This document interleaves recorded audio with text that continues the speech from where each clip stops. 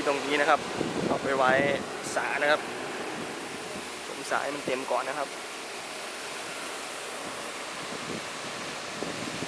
นี้ก็จะลอกให้เป็นที่นาเลยนะครับ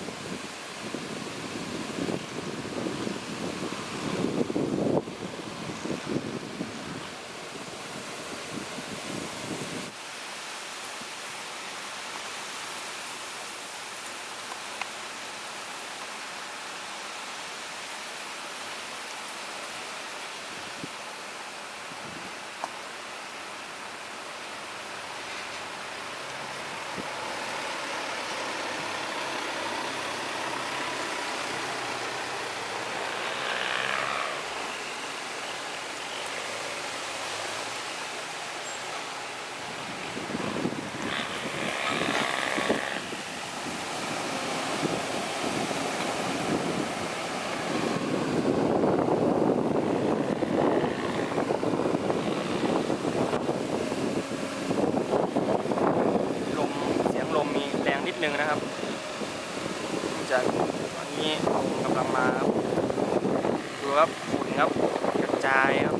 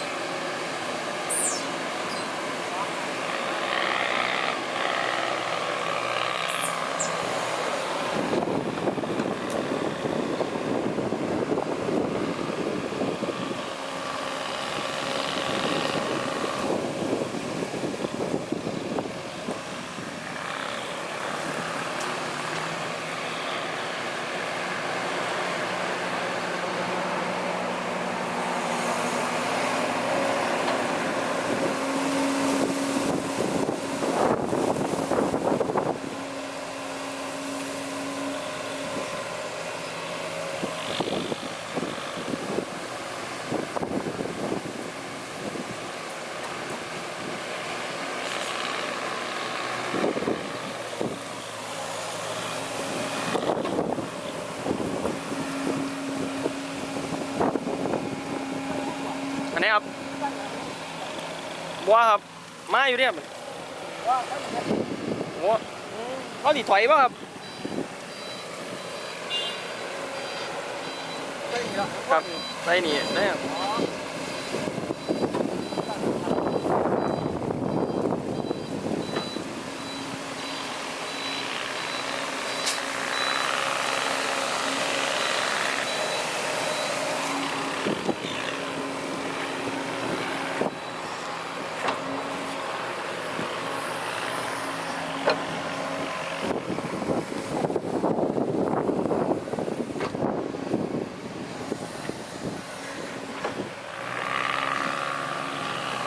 รถไถครับ2 คันครับการช่วยกันครับ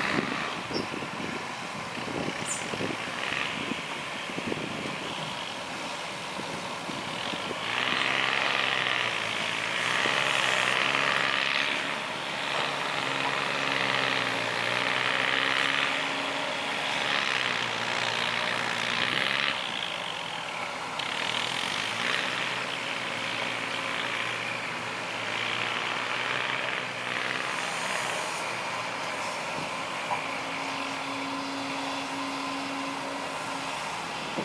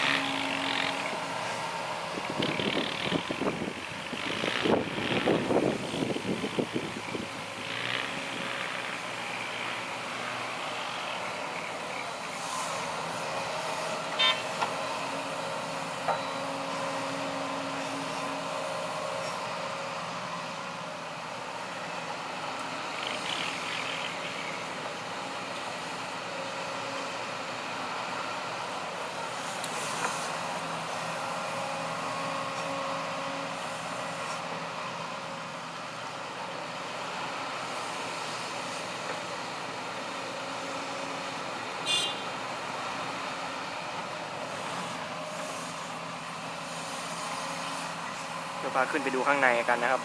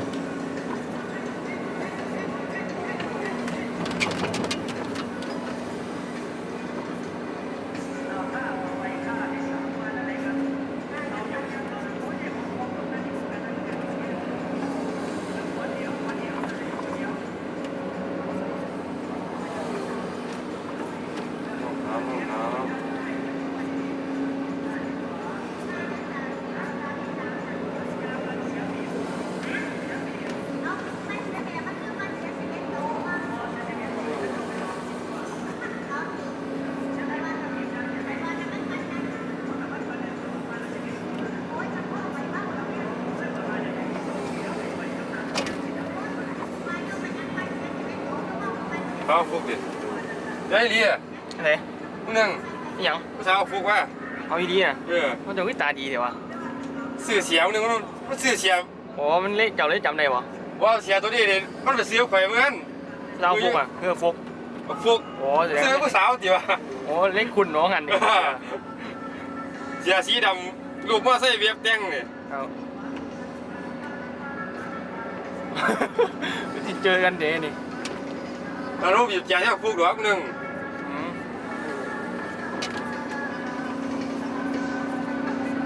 อย่าได้ฟุกเลยนี่ยังมาดูอยู่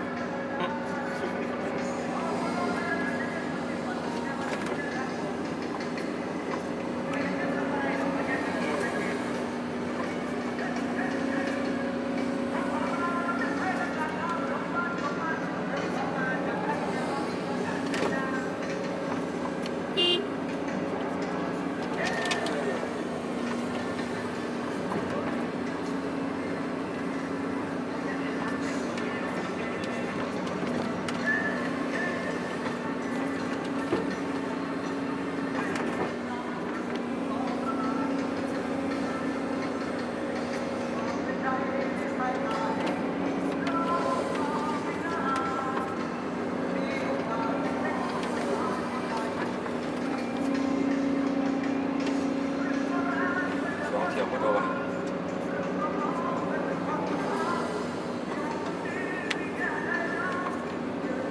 ฮัลโหลมาจากไหนไอ้เฮีย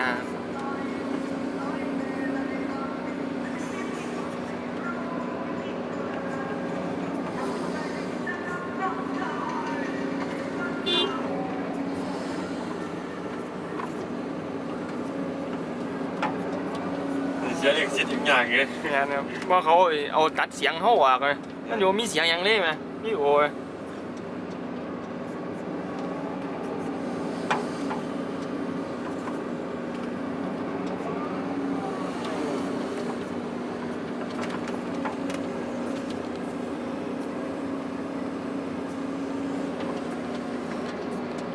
จุดหนึ่งพอดีครับ หวังเลย ปานนั้นวะ หวังเลยใส่หลายเลยเนี่ย มีไหมอีกรถหนึ่งบ่หรือสองหรือ หวังรถเลยรถนึงมาแล้วหลาย นี่เขาก็ใหญ่ๆลงนี่แล้วมันในรถม้วนบ่ได้เขาครับ สอง สองกับสองมันยังไงมันสามเต็มรถ ยังไม่ซาหลายเนี่ย ครับ มารอบสองเลยมาคู่บ้านดิ โอ้มุงเนียโอ้ รอบแรกว่าซาคู่ลง โหมาแล้วอีก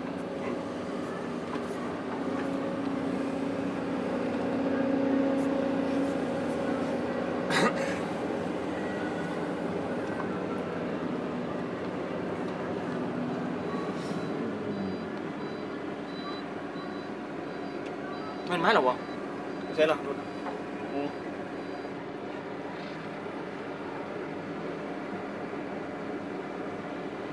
เจอบ่ได้ตีโค้งเลยว่าสิบ่ได้หมุนทั้งหลังดิฟ้าน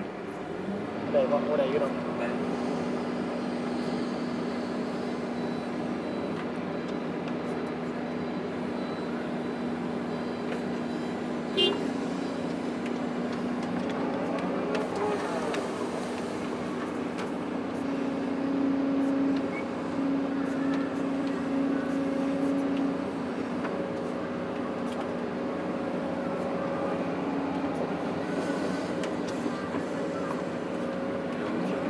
ยังอะไรซาเต็มนั่นเดียวเราจะรอดเชียวได้วันแรก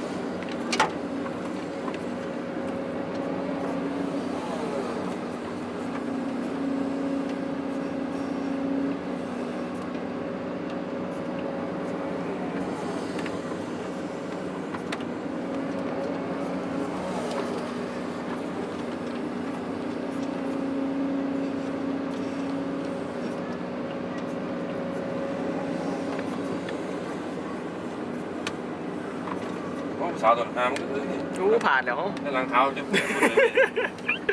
ว่าตัดตากไรเบิ่งเลยนี่ผ่านเลย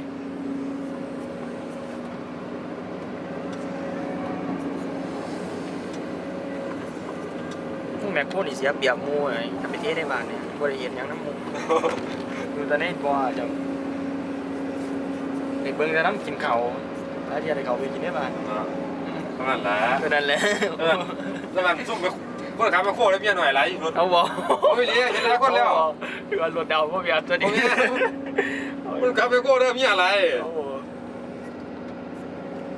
ค่อยได้ไปใส่เรียนนอนเด้อ ออกแต่ละรอบนี่เป็นคนนายคนนี้ออกทั้งหน่อยแต่ละรอบนี่ เหมือนแล้วมันนี่เขาจะแต่งเคลียร์ๆเดี๋ยวว่ามันหลายหรอมีเฮียได้รถเขาหลาย เ